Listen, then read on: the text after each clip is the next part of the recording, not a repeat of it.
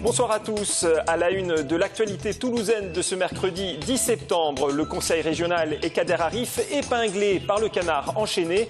Le label fait maison initié au début de l'été ne plaît pas à tout le monde, notamment à certains restaurateurs toulousains. Et puis, les basketteuses du TMB ont repris le chemin de l'entraînement ce matin avec 4 nouvelles recrues. Mais avant de développer ces titres, une nouvelle assez affligeante que l'on a appris en fin d'après-midi, la fin annoncée du club de foot de Luznac, ou tout du moins de son équipe 1. Les dirigeants avaient demandé de pouvoir évoluer en national cette année. La Ligue leur a fait savoir aujourd'hui que ce serait la CFA2 ou rien. Après cette décision, Fabien Barthez et Jérôme Ducrot ont annoncé qu'ils jetaient l'éponge. Les 17 joueurs du club seront libérés de tout contrat, autrement dit au chômage. Le club pourrait ne pas disparaître totalement. L'équipe réserviste, actuellement en DHR, pourrait continuer à jouer. Retour sur cette bien triste fin de feuilleton dans l'émission Bonus Foot de Samuel Prieur, demain à 18h20. Selon le canard enchaîné, la région Midi-Pyrénées aurait commandé pour 1,7 million d'euros de prestations à AWF, une société où travaillent des membres de la famille de Kader Arif. L'hebdomadaire laisse entendre qu'il y aurait eu favoritisme dans l'attribution de ces marchés publics. Un article qui ne manque pas de faire réagir au conseil régional, notamment le groupe UMP. Marie Larpan. Une chance insolente pour remporter des appels d'offres. Voilà ce que dénonce le canard enchaîné dans son édition d'aujourd'hui au sujet de la société AWF Music spécialisée dans l'événementiel. Une société qui suscite des questions auprès du groupe Ozon Midi-Pyrénées, groupe d'opposition du conseil régional. Des marchés qui nous posent des questions, il y en a eu à 2 reprises. Il y a eu un premier marché qui a eu lieu en 2008 avec un marché de bons à commande à 340 000 euros sans maximum, et on voit que la région a commandé pour 1,7 million quand le marché était estimé à 340 000 euros. Et surtout le deuxième marché qui est beaucoup plus interrogatif pour nous, c'est le marché qui a eu lieu fin 2013 où là 2 sociétés ont répondu à l'appel d'offres, et ces 2 sociétés étant 2 sociétés qui ont le même objet, forcément puisqu'on est dans le domaine de l'événementiel, mais surtout qui sont dirigées par les mêmes personnes. Donc là on se pose la question de savoir pour quelles raisons en fait ces 2 sociétés ont-elles concouru avec le même objet et les mêmes dirigeants mais pas le même nom. En première ligne, Kader Arif, le ministre délégué aux anciens combattants. La société AWF serait gérée par des membres de sa famille. Bien, écoutez, nous avons été alertés tout d'abord par des entrepreneurs du monde de la communication et de l'événementiel de la région qui nous ont signalé que depuis de nombreuses années, ils ne concouraient plus aux appels d'offres de la région parce qu'ils étaient toujours écartés au profit d'une seule société qui s'appelle AWF Music. Société dont les actionnaires et les gérants sont des neveux actuellement de Kader Arif. Le frère de Kader Arif, c'est public, est à la direction de la communication opérationnelle, c'est-à-dire qu'il est dans le service qui est en charge de l'organisation, de la préparation et du contrôle de tous les événements effectués par la région. La pire des médisances, c'est l'insinuation pour Martin Malvy. Le président de la région Midi-Pyrénées a préféré s'exprimer via un communiqué de presse dans lequel il reprend chaque élément de l'article du canard enchaîné. Il précise qu'aucun membre du gouvernement n'est intervenu ni directement ni indirectement dans les attributions de marché. Pour le président, la transparence de ses comptes est totale. Le groupe Ozon Midi-Pyrénées a déposé lundi un signalement auprès du procureur de la République de Toulouse. La région, quant à elle, est prête à saisir les tribunaux pour toute insinuation de favoritisme. Alors Jean-Marc, bonsoir. Bonsoir. Une nouvelle affaire qui éclabousse le PS. Et oui, alors le canard enchaîné lance une affaire, certes vraie ou fausse, en Midi-Pyrénées, en faveur, finalement, y aurait-il eu, par rapport à des proches de Kader Arif, du favoritisme. Alors ça va éclabousser ou la région Midi-Pyrénées ou Martin Malvy. Martin Malvy, le président de la région, répond point par point aux attaques de la droite régionale en assurant que les appels d'offres ont été réalisés en toute transparence, que de larges publications d'appels à la concurrence ont été faites et qui plus est, que la commission d'appels d'offres est composée d'élus régionaux de droite. Donc selon Martin Malvy, rien à cacher, aucun favoritisme, c'est ça? Alors ce n'est pas ce que pense le groupe d'opposition Ozon Midi-Pyrénées. Le groupe de droite a signalé au procureur de la République, Michel Valette, des anomalies, je cite, dans les relations contractuelles entre la région et certaines sociétés. Alors on verra si oui ou non cette affaire restera au niveau local ou au niveau national. La région Midi-Pyrénées assure qu'elle ne veut pas qu'on parle parle d'un Pygmalion bis et qu'elle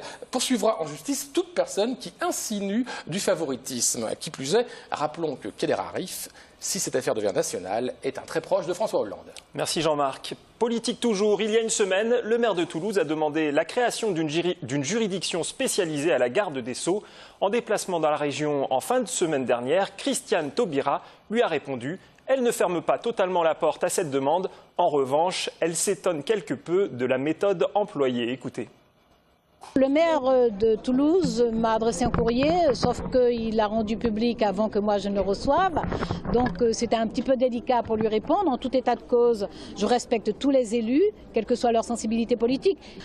Simplement, évidemment, je fais étudier sa demande. Je rappelle que les GIRS ont été installés en 2004, sur la base de la loi de 2004. La répartition a été faite à l'époque par le gouvernement qui a estimé qu'il fallait installer 8 GIRS, 8 juridictions interrégionales spécialisées, qui sont chargées de contentieux particuliers, de contentieux notamment de grande complexité, de contentieux sur la délinquance économique et financière, sur la grande criminalité, sur la criminalité organisée, sur les trafics de stupéfiants. Donc ces juridictions spécialisées existent au nombre de 8. J'entends la demande du maire de Toulouse, je l'ai soumise à expertise, donc on va évaluer les typologies de délinquance, le volume de contentieux, on verra si cette demande est justifiée. Si elle est justifiée, la réponse lui sera favorable. Vous le savez peut-être, un nouveau label, le Fait Maison, a fait son apparition cet été sur les façades des restaurants. Le logo représente un toit de maison posé sur une casserole. Ce label est censé garantir une cuisine faite sur place. Eh bien, certains professionnels estiment qu'il ne s'agit là que d'un coup marketing. Ce label pouvant être obtenu par des restaurants pratiquant une cuisine dite d'assemblage. Reportage Marlène Canal. Vous ne verrez jamais le logo du Fait Maison figurer sur la porte de ce restaurant. Et pour cause, ce nouveau label, mis au menu en début d'été, en énerve plus d'un et provoque la colère de ce maître restaurateur. Ça ne valorise pas du tout le métier de cuisinier, mais le métier d'assembleur. C'est-à-dire qu'à partir du moment où vous achetez des produits congelés, surgelés, et que vous les mettez dans votre cuisine et que vous les travaillez, c'est du fait maison. Alors c'est le problème du feuilletage, c'est le problème de la tarte. Je vous ai montré tout à l'heure le problème du poisson. Bon, c'est des poissons frais, on tire les filets, qui a été pêché hier. On pourrait s'embêter beaucoup moins et effectivement avoir des poissons congelés et faire la même recette. Pour moi, ça n'a pas du tout la même saveur, c'est complètement différent.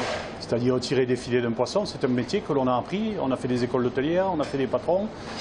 Voilà, c'est ça qui nous dérange profondément. Ici, tout est fait maison, de la mayonnaise au poisson, en passant par les patates sautées ou même le fumet de poisson, pas en poudre.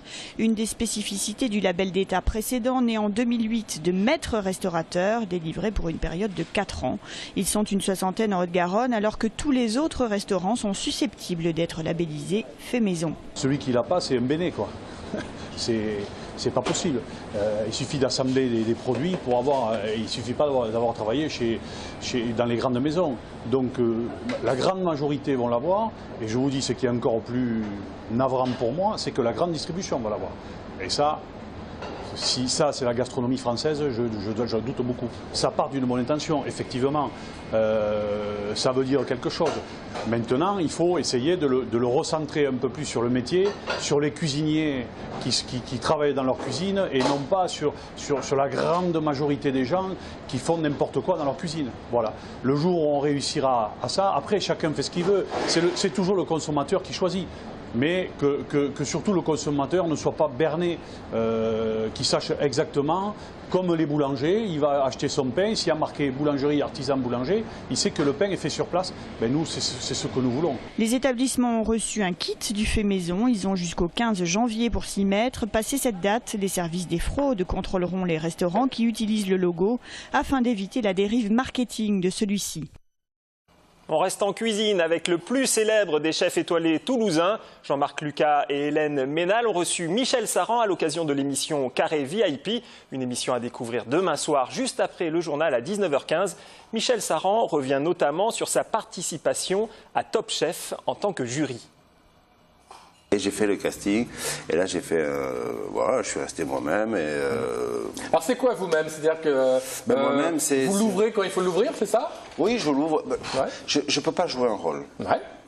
Donc, si des fois j'ai une nécessité de trouver un peu d'humour ou de donner un peu d'humour, il y a des moments je suis dans l'émotion, il y a des moments c'est au contraire c'est très professionnel. Ouais. Bon, voilà, et je suis comme ça, mais je ne suis pas paralysé par une caméra. Ouais. Si j'ai envie de dire ce que je pense haut et fort parce qu'une personne va me déranger, je ne vais pas me soucier de savoir si la caméra est branchée ou pas. Ouais. Bon, donc ils ont, oui, je crois qu'ils ont apprécié, ouais. Ils ont apprécié ce que me dit la directrice des programmes, me dire j'ai beaucoup aimé votre côté tonton flingueur. Bon.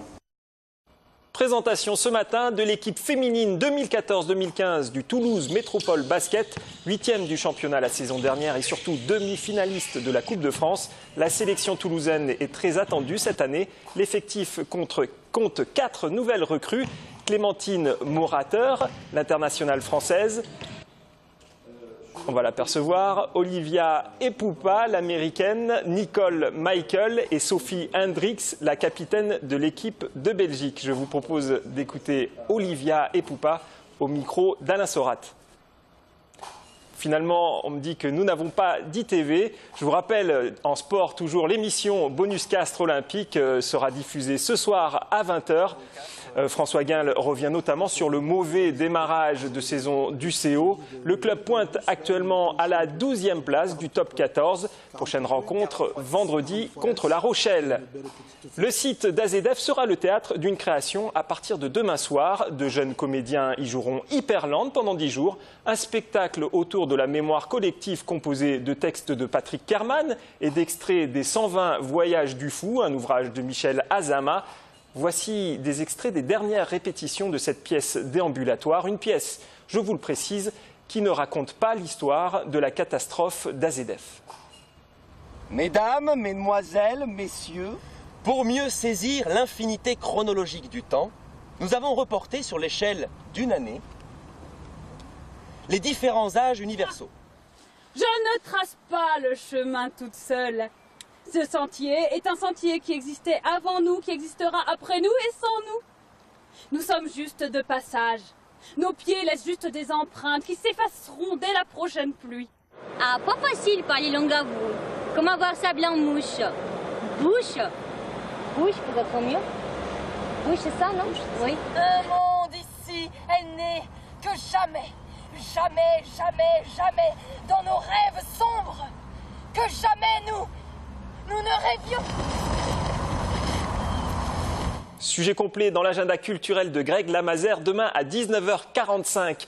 Excellente soirée à tous.